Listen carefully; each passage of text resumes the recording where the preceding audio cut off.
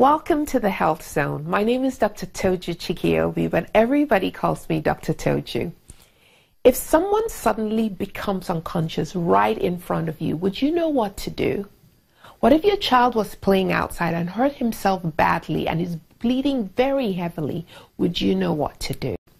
On today's episode, we will be learning about first aid and CPR, which is cardiopulmonary resuscitation. It's very important because you never know when you will be in an emergency, and what you know about this will save somebody's life. So don't go away. Stay with us. Let's watch and learn together.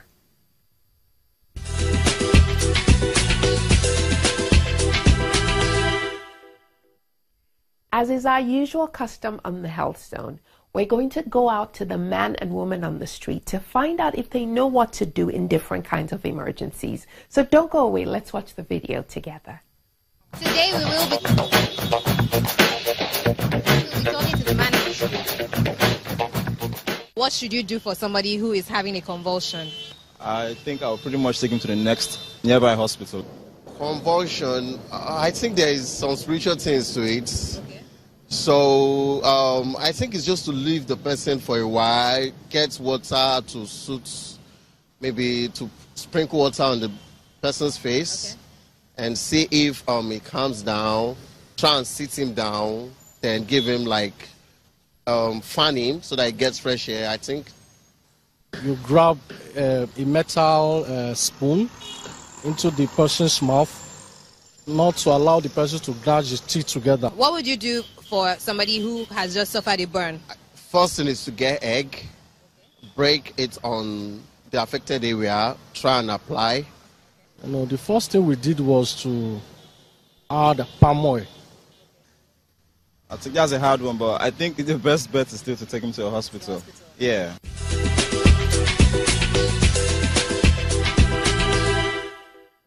Welcome back to the Health Zone. That was really interesting what the different men and women on the street had to say about emergency situations and what to do. Well, today's episode is exactly what we need. It's going to be a lot of fun. We're not going to do a lot of talking. We're just going to watch a lot of demonstrations to learn things that we can do in various emergency situations to help someone who's suddenly injured or suddenly ill. But first, let's define some terms. What is first aid?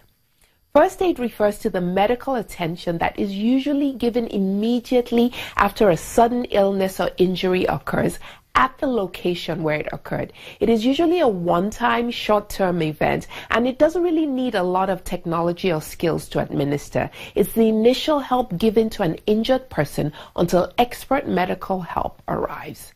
And the goal of first aid is to prevent further injury, to preserve life, and to promote a quick recovery. Now let's talk about CPR, cardiopulmonary resuscitation. It is a life-saving technique useful in many emergencies, including heart attack, stroke, near drowning, when somebody's breathing or heartbeat has stopped. Do you know that most people who experience cardiac arrest at home, at work, or in a public place die because no one around them knew how to perform CPR? So why is it important for us to know how to do CPR and first aid here in Africa? In most of sub-Saharan Africa, we don't have any functional healthcare systems, much less a trauma care system. In developed countries, you can call 911 and an ambulance comes. We have no ambulance services, and we have long waiting times in emergency rooms in the hospital. In fact, it is said that sub-Saharan Africa is the most dangerous place in the world to fall ill or to have major trauma. So we are going to learn exactly what to do to save a life today. Stay with us.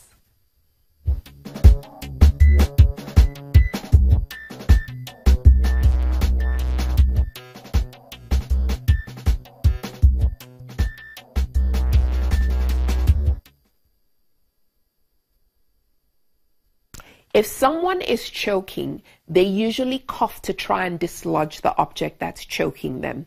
If they're coughing, that's a good sign. You don't need to do anything. Let them cough until they dislodge the object. However, if someone who's choking is not coughing or unable to speak, that is a medical emergency and you must act quickly.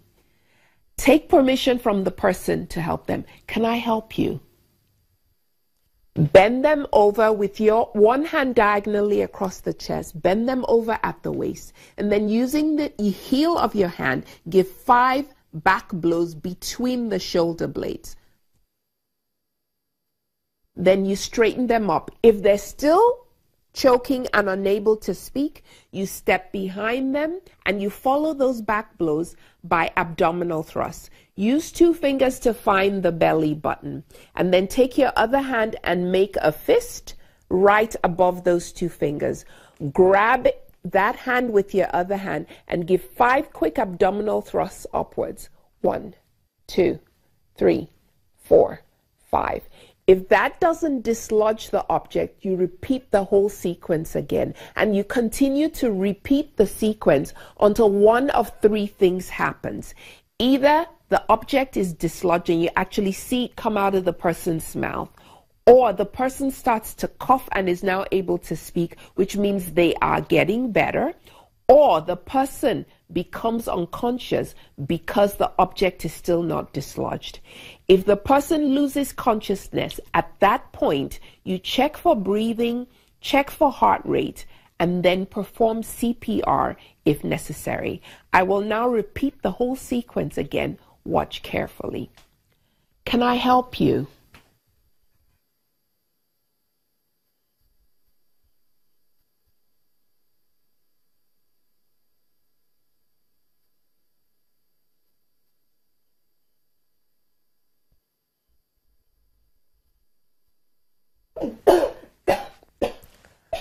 Excellent. You saved your friend. You just saved a life. Well done.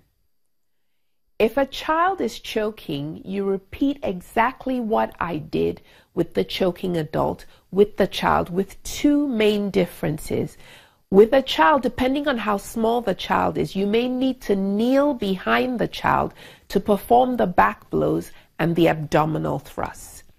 The other difference is that you try not to use too much force with a child. Don't use as much force as you would with an adult. You're trying to save the child, not kill the child. So a bit more gently than you do with an adult with the back blows and the abdominal thrusts.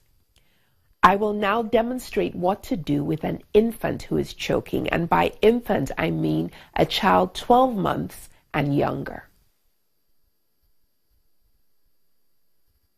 When an infant is choking, they act unusually, cry, cough, or may turn pale or slightly blue around the lips. If the baby is coughing,